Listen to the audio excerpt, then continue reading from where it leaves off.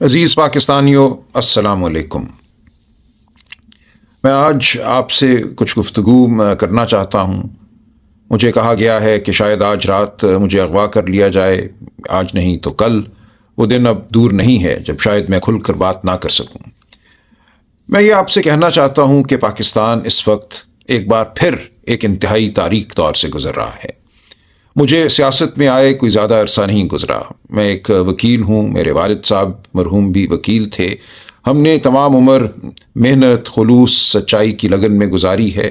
میں اپنے والد صاحب کے نقش قدم پر چلنے کا ہمیشہ سے متمنی رہا ہوں۔ آج بھی میری یہی خواہش ہے کہ ایک عام انسان کے طور پہ، میں کوئی وڈیرا نہیں، کوئی جاگیردار نہیں، میں کوئی پیشہ ور سیاستدان نہیں، میں سیاست میں صرف اس لیے آیا ہوں کہ ان اقدار کی پیروی کر سکوں، ان اقدار کو مضبوط کر سکوں وطن عزیز میں، جن کے لیے میرے والد نے اپنی زندگی بسر کی اور جن کے لیے میں اپنی زندگی وقف کرنا چاہتا ہوں۔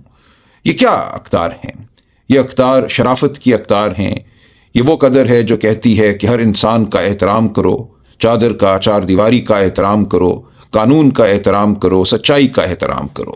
آج مجھے یہ نظر آتا ہے کہ اس ملک میں ایک ایسا نظام حکومت قائم ہے جو صرف دھونس پر قائم ہے، جو جھوٹ پر قائم ہے، جو فریب پر قائم ہے۔ میں سیاست میں صرف اس لیے آیا کہ میں اس دھونس، اس جھوٹ، اس فریب کی مزاحمت کر سکوں۔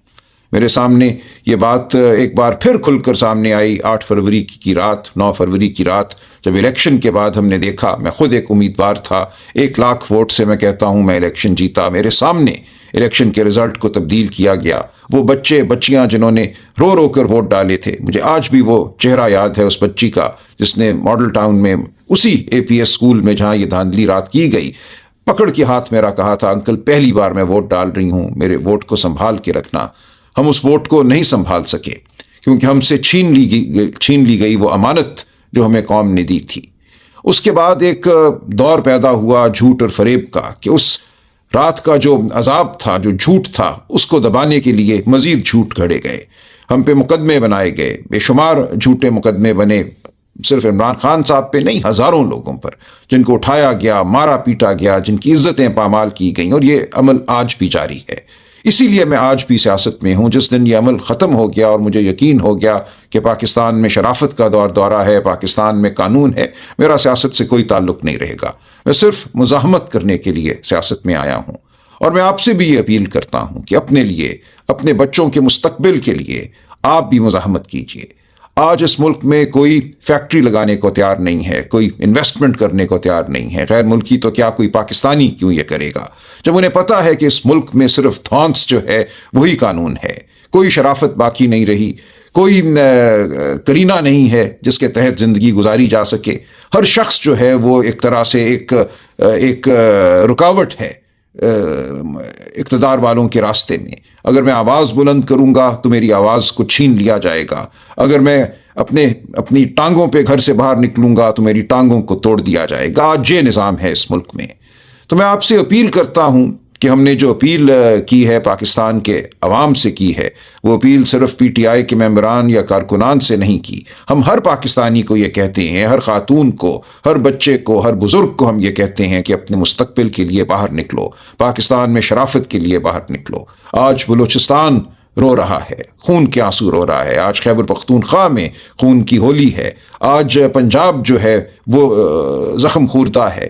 سندھ میں لوگ احتجاج کر رہے ہیں، باہر آ رہے ہیں، ان کو اپنے پانی کا نہیں پتا کہ ان کو پانی ان کے کھیتوں کو ملے گا نہیں ملے گا، ان کے حقوق کیا ہیں، کرپشن کا دورہ ہے۔ تو ہم یہ چاہتے ہیں کہ سب اکٹھے مل کر باہر آواز بلند کریں۔ 24 نومبر جو ہے وہ ایک انتہا بھی ہے اور ایک آغاز بھی ہے۔ ہم چاہتے ہیں کہ آج کے بعد کوئی طالع آزما، کوئی شخص جس کو ناز ہے اپنی طاقت پر، اپنی بندوقوں پر، اپنے پیادوں پر، وہ ہمارے اوپر حکمرانی نہ کر سکے۔ ہماری جو آواز ہے اس کو کوئی دبا نہ سکے۔ اس لیے ہم باہر نکلنا چاہتے ہیں، اپنی آواز کو بلند کرنا چاہتے ہیں، اتنا بلند کرنا چاہتے ہیں کہ کوئی اس کو دبا نہ سکے۔ دیکھیے، دنیا کی ہر ریاست کے پاس طاقت ہوتی ہے، ہر ریاست کے پاس پیادے ہوتے ہیں، ہر ریاست کے پاس ویگو ڈالے ہوتے ہیں، بندوقیں ہوتی ہیں، لیکن وہاں کیوں یہ سب کچھ نہیں ہوتا؟ وہاں یہ سب کچھ اس لیے نہیں ہوتا کہ وہاں کی عوام فیصلہ کر چکی ہے کہ وہ یہ برداشت نہیں کریں گے۔ لوگ باہر نکلتے ہیں، وہ لندن شہر ہو جہاں 10 لاکھ لوگ نکلے جب عراق پر بربریت ہوئی، وہ اور دنیا کے دارالخلافے ہیں، بڑے چھوٹے شہر ہیں جہاں لوگ سڑکوں پہ نکلتے ہیں۔ سڑکوں پہ نکلنا ایک آئینی حق ہے، یہ ایک انسانی حق ہے، یہ اپنی دھرتی کو اپنانے کا ذریعہ ہے، یہ ایک طریقہ ہے جس کے ذریعے ہم احتجاج کرتے ہیں اور کہتے ہیں کہ بہت ہو گئی، ہماری بات کو سنو، ہمارے وجود کو مانو۔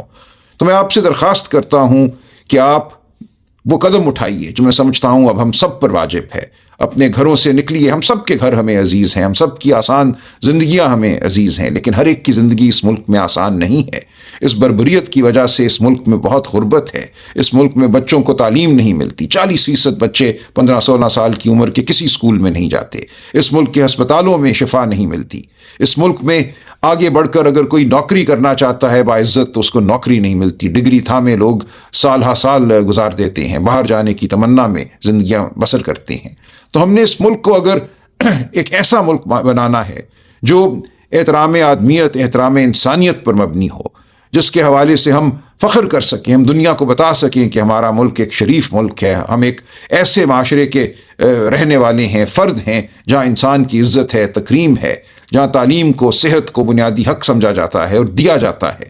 تو ہمیں آواز بلند کرنا ہوگی، ہمیں باہر نکلنا ہوگا، ہمیں احتجاج کرنا ہوگا، ورنہ ہمیں چن چن کر ختم کر دیا جائے گا۔ آج میں اغوا ہوں گا، کل کوئی اور اغوا ہو جائے گا، باقی لوگ ڈر جائیں گے، سہم جائیں گے، یہ ملک ایک قبرستان بن جائے گا۔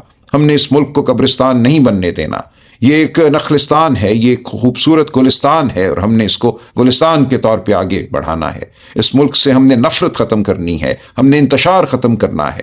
ہم چاہتے ہیں کہ ہم سب پاکستانی رنگ، نسل، مذہب، صنف کی تفریق سے بالا تر ہو کر اچھی زندگیاں گزاریں، سچی زندگیاں گزاریں، محنت کر سکیں، اپنے مستقبل کو سنوار سکیں۔ تو میرا ساتھ دیجئے، ان سب کا ساتھ دیجئے جو 24 نومبر کو اپنے گھروں سے باہر نکلیں گے، بہت پرامن طریقے سے، پرشکوہ طریقے سے باہر نکلیں گے۔ ہم کوئی دنگا فساد نہیں کرنا چاہتے، ہم بڑے منظم طریقے سے اپنی آواز بلند کرنا چاہتے ہیں۔ ہمارا ساتھ دیجئے، اپنی نسلوں کا ساتھ دیجئے، اپنا ساتھ دیجئے۔ بہت شکریہ۔